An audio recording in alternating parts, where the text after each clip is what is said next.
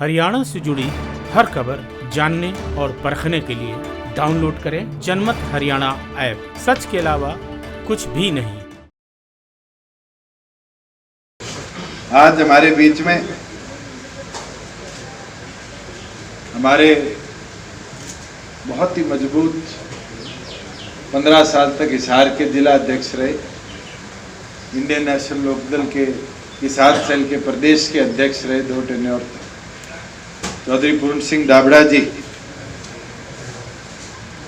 पूर्व विधायक जो 2000 से 2005 तक हरियाणा विधानसभा के सदस्य भी रहे। वो अपने तमाम साथियों के साथ दलबीर पवार जी, राजमल काजल जी, शीशपाल जी, राम अवतार धारीवाल जी, बलराज सिंह जी, महेंद्र सिंह जी, प्रभु जी, रणधीर जी और अन्य नाम हैं। ये आज इंडियन नेशनल लोकदल छोड़कर जननायक जनता पार्टी में शामिल हो रहे हैं। हम व्यक्तिगत तौर पर इनका स्वागत करते हैं, इनका अभिनंदन करते हैं। इनके साथ राजेंद्र सिंह जी हैं, पूर्व सरपंच घरौंडा से, ये पंचायती राज प्रकोष्ठ करनाल भारतीय जनता पार्टी के अध्यक्ष रहे हैं। इनको भी हम विधिवत तौर पर जननायक जनता पार्टी में शामिल करते हैं और यही उम्मीद करते हैं कि इसी प्रकार से आने वाले समय के अंदर संगठन मजबूती से आगे बढ़ने का काम करेगा। और अभी तो शुरुआत है, इलेक्शन आपके बीच में है। मजबूती के साथ आगामी लोकसभा के अंदर पूरे हरियाणा प्रदेश के अंदर इसी प्रकार से अन्य लोग हमारे साथ शामिल हों, इसी प्रयास के साथ कि प्रदेश के अंदर एक मजबूत परिवर्तन हम मिलकर लाने का काम करें। चीजें निकल कर आई है, फाइंडिंग जो है कमेटी को क्या है? बिल्कुल है, मैं इसीलिए आपसे अनुरोध कर रहा हूँ कि 2 दिन का इंतजार करिए। ऑफिशियल प्रेस कॉन्फ्रेंस कर तथ्यों के साथ, सीट शेयरिंग के साथ और कहाँ से कौन कौन उतरेगा उसके साथ हम आपके आपकी सहयोगी पार्टी कौन सी होगी? आपको एक मजबूत दल देंगे। महागठबंधन क्यों नहीं होगा? नहीं, बिल्कुल। जो महागठबंधन की बात मैंने आप पहले भी बड़ा क्लियर कर दिया कि कांग्रेस पार्टी को चौधरी देवीलाल जी ने 1971 में छोड़ने का काम किया था और 1971 से लेकर आज तक हमने उनके विरुद्ध लड़ाई लड़ी है और यही उम्मीद के साथ हम आगे बढ़ रहे हैं कि प्रदेश से जहाँ भारतीय जनता पार्टी को सत्ता से दूर रखें, वहाँ जिन लोगों से हमेशा लड़ते रहे उनसे हम लड़ाई को और मजबूती से लड़ें। आम आदमी पार्टी कह रही है कि हमारा समझौते की बात सिरे चढ़ गई है जेजेपी से। मैं तो आपको बोल रहा हूँ, कमेटी की एक रिपोर्ट है। नहीं, हम तो जाने आपकी कमेटी के अपने पास रखो। हम ये कह रहे हैं कि आम आदमी पार्टी कह रही है हमारा जेजेपी से समझौता हो गया। आप 2 दिन का इंतजार कर लें, जिससे होगा आपके सामने होगा। तो आप उनकी बात को डिनाई करते हैं, आम आदमी पार्टी की बात को? मैंने डिनाई किया है। तो भाई यही तो जानना चाह रहे हैं कि हाँ या मैं ना। आपको कह रहा हूँ 2 दिन और इंतजार करो। तो उन्हीं के साथ हो रहा है, सीट शेयरिंग बाद में करेंगे। जिसके साथ भी होगा आपके बीच में, 1 दल हो, 5 दल हो, 7 दल हो। कई बार ऐसे राजनीतिक दल भी हैं जो शायद लोकसभा ना लड़ना चाहते हैं और वो हमारा सहयोग करेंगे। हम इसी प्रयास के साथ आगे चलेंगे कि अधिकतम ऐसे लोगों को लेकर जाए जो आज ये राष्ट्रवादी जो बात करते हैं, जो इस देश को धीरे धीरे खोखला कर रहे हैं, हमारे संविधान को कमजोर कर रहे हैं, इनके विरुद्ध मिलकर लड़ाई लड़ेंगे। मेरी प्राथमिकता रहेगी कि मैं हिसार लोकसभा से चुनाव लड़ूं और संगठन का निर्णय होगा। संगठन अगर मेरा रोल और कुछ चाहता है तो फिर तमाम साथी विचार कर उस पर भी। कांग्रेस, जेजेपी और आम आदमी पार्टी मिल जाए, आपसे बात करके ही ये सारी बात उन्होंने ऑफर किया बिना बात? अगर डे 1 से मैं कह रहा हूँ कि 1971 से चौधरी देवीलाल जी ने कांग्रेस के विरुद्ध लड़ाई लड़ी, तो क्या इस स्टेटमेंट को आप समझेंगे? नहीं, आपकी स्टेटमेंट को गंभीरता से लेते हैं, पर आम आदमी पार्टी के केजरीवाल की स्टेटमेंट को गंभीरता से लेते हैं। उनके विचार हो सकते हैं, उनकी तो मीटिंग हुई है प्रयास के साथ दिल्ली में। उनका दिल्ली का अपना अलग सोच है, मगर अगर उस परिस्थिति को देखें, हरियाणा प्रदेश के अंदर जो बातें थी उनको हमने प्रॉपर्ली क्लियरली आपके आगे निरंतर रखा है और स्वयं अकेले मैंने नहीं, चाहे वो पार्टी के प्रधान महासचिव हो, दिग्विजय सिंह हो, सरदार निशांत सिंह जी प्रदेश अध्यक्ष, सबने आपके बीच में बड़ी क्लियरली रखने का काम। कुशल जी, यदि आम आदमी पार्टी का कांग्रेस से समझौता होता है तो क्या आपकी पार्टी हरियाणा में आम आदमी पार्टी से गठबंधन करेगी? हरियाणा प्रदेश में होता है तो बिल्कुल नहीं। तो आम आदमी पार्टी के साथ इनिशियली आपकी सहमति हो चुकी है एक दल नहीं है, अनेकों दल हैं 3-4 और सबसे अलग अलग तरह की चर्चा कर ये निष्कर्ष निकला है। आगे उस पर क्या कदम उठते हैं वो आपके बीच में हम डिटेल्ड डिस्कशन के बाद डॉक्टर अजय सिंह चौटाला जी जो हमारी पार्टी के संरक्षक हैं उनकी सहमति के बाद आपके बीच में रखने का काम उसमें आईएनएलडी भी शामिल हो सकती है, उम्मीद रखते हैं। उसे कि उसमें आईएनएलडी भी शामिल हो सकती है आप बड़े गठबंधन में।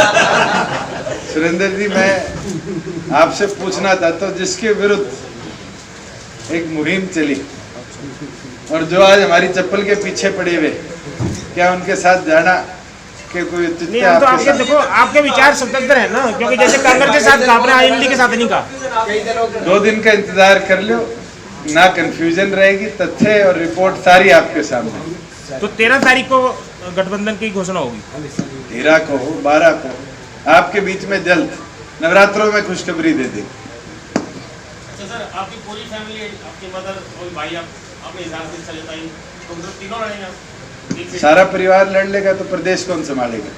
पार्टी कौन, आप लड़ोगे कौन ज्यादा सीटों पर? गठबंधन में बड़ा छोटा कोई नहीं होता, सारे मिलकर लड़ते हैं और जिसकी संख्या ज्यादा होगी जिसके विनेबिलिटी जिस सीट पे होगी उस सीट पर वो चुनाव लड़े। आज चाहे बिहार में जाकर देखो, आज आप उत्तर प्रदेश में देखो, चाहे पुराने इतिहास के अंदर हरियाणा में देखो, लोकसभा की परिस्थिति, विधानसभा की परिस्थिति अलग अलग होती है।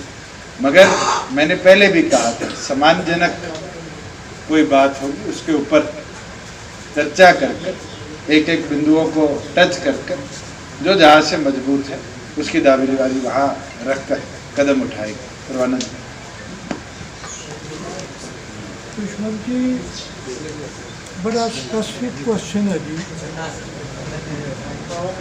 आपकी पार्टी ने चौधरी देवीलाल के नाम से जननायक जनता पार्टी बना दी और उसमें अब तक 4 एमएलए उसमें शामिल हो चुके हैं एनएलओ से टूट कर। उन चारों को स्पीकर साहब ने नोटिस दे रखा है, आपको क्यों न डिस्क्वालीफाइड कर दिया जाए, आप स्पष्टीकरण दीजिए, वजह बयान कीजिए। क्वेश्चन मेरा ये है कि वो आपकी पार्टी में शामिल हो चुके हैं, इखलाक का तकाजा है कि वो इनेलो से रिज़ाइन कर जाए। क्लब में प्रेस कॉन्फ्रेंस थी तब भी आपने यही सवाल पूछा था। वो चारों विधायक जो है हमारे समर्थित विधायक हैं, ना तो उन चारों ने अभी तक जननायक जनता पार्टी की सदस्यता ली और वो हमारा इस मुहिम के अंदर समर्थन कर रहे हैं। जिस दिन वो जननायक जनता पार्टी की सदस्यता लेंगे उस दिन विधिवत तौर पर वो अपनी सदस्यता से रिजाइन करें। चारों विधायकों ने अपनी ये इच्छा जाहिर करी थी कि हम इलेक्टेड मेंबर्स हैं, हमारी जिम्मेवारी है कि हम आखिरी दिन तक अपने क्षेत्र की सेवा करें, उनकी आवाज़ को विधानसभा में उठाएं। और संगठन को अगर लगेगा कि उनको संगठन में जिम्मेवारी देनी और जिम्मेवारी के साथ उनको संगठन के अंदर आगे लेकर चलना है तो ज़रूर वो रिज़ाइन कर कर आएंगे। अगर आप मेरे से ये सवाल पूछते हैं तो जो लोग इनको नोटिस भेजते हैं उनसे ये पूछिए कि पिछले 4.5 साल से फरीदाबाद एनआईटी के जो विधायक हैं उनके बल वो भारतीय जनता पार्टी की रैलियों में भी होर्डिंग भी भारतीय जनता पार्टी के, गतिविधियाँ एक बार भी उनके संगठन के अंदर नहीं देखी गई, भारतीय जनता पार्टी के साथ देखी गई। ये क्या मजबूरी बनी कि नोटिस 4 के खिलाफ भेजा गया और 1 को छोड़ा गया। ये अपने आप में दिखाता है कि आज भारतीय जनता पार्टी और इंडियन नेशनल लोकदल हाथ से हाथ मिलाकर प्रदेश के अंदर राजनीति करने का काम कर रही है। और ये स्पष्टीकरण इस चीज़ से भी आता है कि नोटिस का जो मोशन है वो 4 के खिलाफ, जो 4 को नोटिस दिया है वो 4 अपना अपना जवाब खुद देंगे।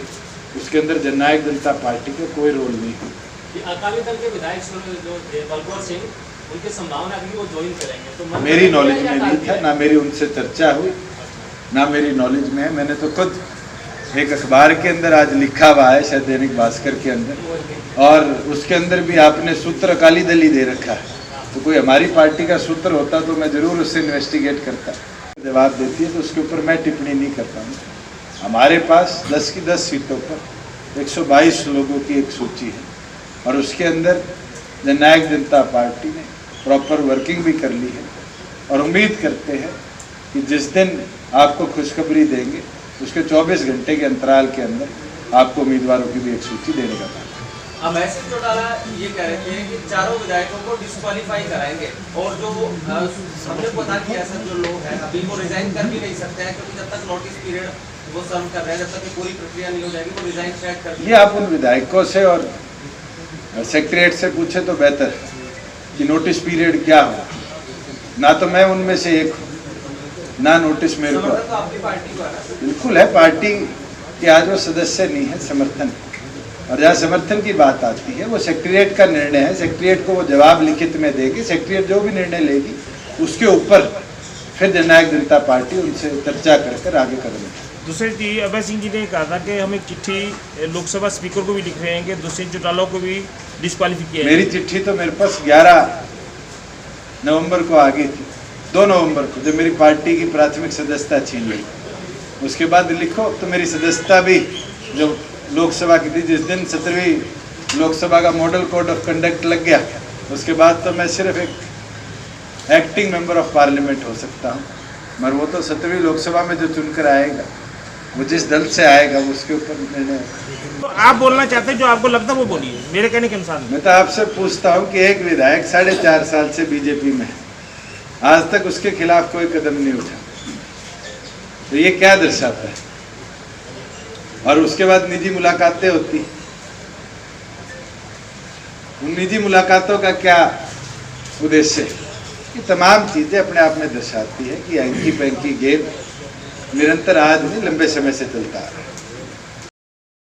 है। राजनीति के आगे, राजनीति के पीछे, हर हलचल को जानने के लिए हमारे YouTube चैनल जनमत हरियाणा को लाइक करें, सब्सक्राइब करें और अपडेट रहने के लिए बेल आइकन दबाना ना भूलें। देखते रहें जनमत हरियाणा, सच के अलावा कुछ भी नहीं।